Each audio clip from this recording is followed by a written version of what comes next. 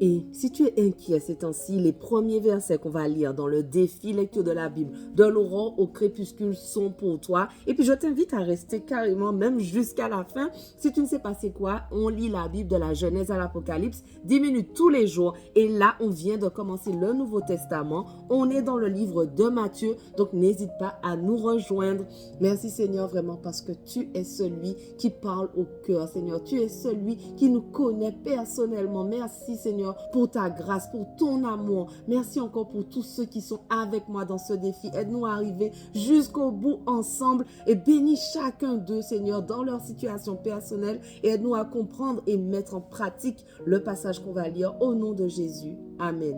Alors, on continue donc dans Matthieu 6, verset 31. Comme d'habitude, si vous avez loupé les lectures précédentes, n'hésitez pas à lire 1 ou 2 chapitres pour être dans le contexte.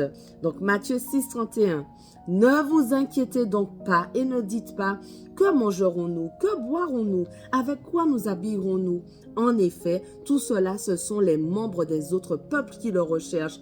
Or, votre Père céleste sait que vous en avez besoin. Recherchez d'abord le royaume et la justice de Dieu et tout cela vous sera donné en plus.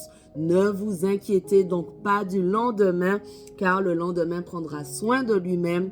À chaque jour suffit sa peine. Matthieu 7. Ne jugez pas afin de ne pas être jugé, car on vous jugera de la même manière que vous aurez jugé et on utilisera pour vous la mesure dont vous vous serez servi. Pourquoi vois-tu la paille qui est dans l'œil de ton frère et ne remarques-tu pas la poutre qui est dans ton œil? Ou comment peux-tu dire à ton frère, laisse-moi enlever la paille de ton œil alors que toi tu as une poutre dans le tien? Hypocrite, enlève d'abord la poutre de ton œil et alors tu verras clair pour retirer la paille de l'œil de ton frère. Ne donnez pas les choses saintes aux chiens et ne jetez pas vos perles devant les porcs de peur qu'ils ne les piétinent et qu'ils ne se retournent pour vous déchirer. Demandez et l'on vous donnera. Cherchez et vous trouverez. Frappez et l'on vous ouvrira. En effet, toute personne qui demande reçoit, celui qui cherche trouve et l'on ouvre à celui qui frappe. Qui parmi vous donnera une pierre à son fils s'il lui demande du pain? Ou s'il demande un poisson, lui donnera-t-il un serpent?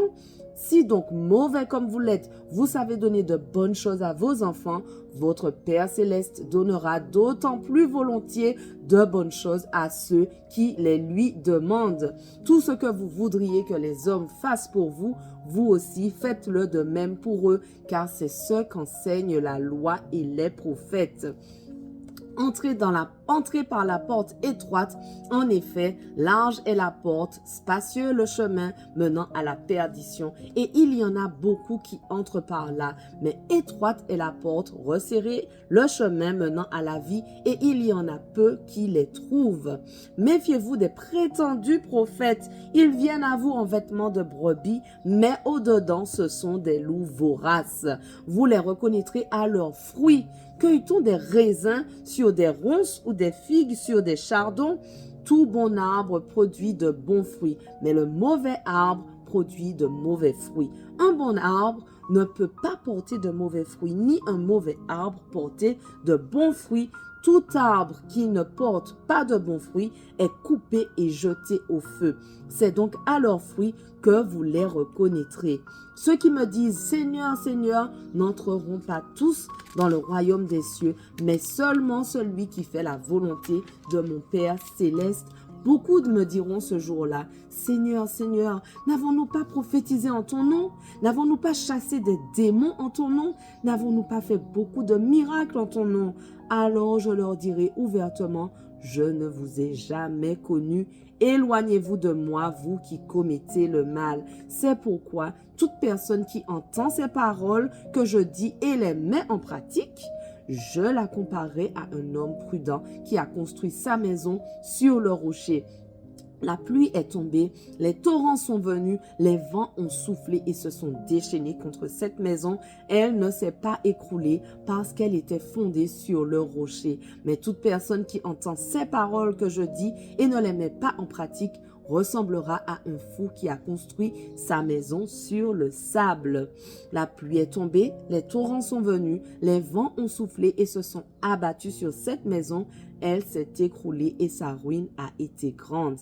Quand Jésus eut fini de prononcer ces paroles, les foules restèrent frappées par son enseignement, car il enseignait avec autorité et non comme leurs spécialistes de la loi. Matthieu 8. Lorsque Jésus fut descendu de la montagne, une grande foule le suivit. Alors, un lépreux s'approcha, se prosterna devant lui et dit, « Seigneur, si tu le veux, tu peux me rendre pur. » Jésus tendit la main, le toucha et dit, « Je le veux, sois pur. » Aussitôt, il fut purifié de sa lèpre. Puis Jésus lui dit, « Fais bien attention de n'en parler à personne, mais va te montrer aux prêtres et présente l'offrande que Moïse a prescrite afin que cela leur serve de témoignage. » Alors que Jésus entrait dans Capernaum, un officier romain l'aborda et le supplia en disant, « Seigneur, mon serviteur est couché à la maison, atteint de paralysie et il souffre beaucoup. » Jésus lui dit, « J'irai et je le guérirai. » L'officier répondit, « Seigneur, je ne suis pas digne que tu entres sous mon toit, mais dis seulement un mot et mon serviteur sera guéri. En effet, moi aussi je suis un homme soumis à des supérieurs, j'ai des soldats sous mes ordres et je dis à l'un, pars et il part, à un autre, viens et il vient, et à mon esclave, fais ceci et il le fait. » Après l'avoir entendu, Jésus fut dans l'admiration et il dit à ceux qui le suivaient, « Je vous le dis en vérité, même en Israël, je n'ai pas trouvé une aussi grande foi.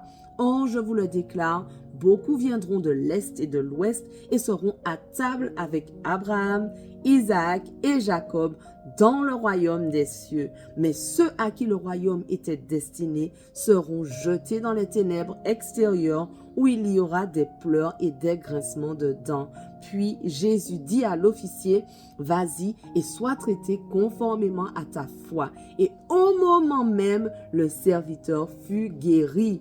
Jésus se rendit ensuite à la maison de Pierre. Il vit la belle-mère de celui-ci couchée avec de la fièvre. Il lui toucha la main et la fièvre la quitta, puis elle se leva et le servit. Le soir venu, on amena vers Jésus de nombreux démoniaques. Il chassa les esprits par sa parole et guérit tous les malades. Ainsi s'accomplit ce que le prophète Ésaïe avait annoncé. Il a pris nos faiblesses et il s'est chargé de nos maladies. Voyant une grande foule autour de lui, Jésus donna l'ordre de passer de l'autre côté du lac. Un spécialiste de la loi s'approcha et lui dit, « Maître, je te suivrai partout où tu iras. » Jésus lui répondit, « Les renards ont des tanières et les oiseaux du ciel ont des nids, mais le Fils de l'homme n'a pas un endroit où il puisse reposer sa tête. » Un autre, parmi les disciples, lui dit, « Seigneur, permets-moi d'aller d'abord enterrer mon Père. » Mais Jésus lui répondit, « Suis-moi et laisse les morts enterrer leurs morts. » Il monta dans la barque et ses disciples le suivirent. Soudain, il s'éleva sur le lac une si grande tempête que la barque était recouverte par les vagues. Et lui, il dormait. Les disciples s'approchèrent et le réveillèrent en disant, « Seigneur, sauve-nous, nous allons mourir. » Et il leur dit, « Pourquoi êtes-vous si craintifs, hommes de peu de foi? » Alors il se leva, menaça les vents du lac et il y eut un grand calme. Ces hommes furent très étonnés et dirent, « Quel genre d'homme est-ce? Même les vents et la mer lui obéissent. » Lorsqu'il fut arrivé sur l'autre rive dans le pays des Gadaréniens, 2 démoniaques qui sortaient des tombeaux vinrent à sa rencontre. Ils étaient si dangereux que personne n'osait passer par là. Et voici, ils se mirent à crier, « Que nous veux-tu, Jésus, Fils de Dieu? Es-tu venu ici pour nous tourmenter avant le moment fixé? » Il y avait loin d'eux un grand troupeau de porcs en train de chercher à manger. Les démons suppliaient Jésus, « Si tu nous chasses, permets-nous d'aller dans ce troupeau de porcs. » « Allez-y, leur dit-il. » Ils sortirent des 2 hommes et entrèrent dans les porcs. Alors tout le troupeau se précipita du haut de la falaise dans le lac et ils moururent dans l'eau. Et notre passage Notre passage du jour touche à sa fin, mais on continue dès demain. On ne lâche rien. Allez, sois béni.